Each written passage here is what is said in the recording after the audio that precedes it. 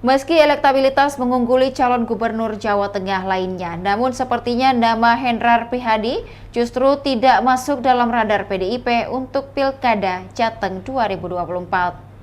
PDIP justru menyebut dua nama, yakni Ketua DPD PDIP Jawa Tengah Bambang Wuyanto atau Bambang Pacul dan Kapolda Jawa Tengah Irjen Pol Ahmad Lutfi. Ketua DPP PDIP Puan Maharani mengungkap sosok Bambang Pacul karena melihat dari wilayahnya, termasuk Irjen Ahmad Lutfi. Namun Puan menyebut pihaknya masih mengkaji nama-nama yang akan diusung dalam Pilkada Jateng 2024. Menurut dia nantinya pada waktu yang tepat akan diumumkan sosok pas yang akan diusung. Saat ini sejumlah nama yang berkembang menurutnya menarik untuk dipertimbangkan. Sementara itu Hendrar Prihadi sebelumnya sudah menyerahkan berkas pencalonan dirinya sebagai bakal calon gubernur pada Kamis 30 Mei 2024 lalu.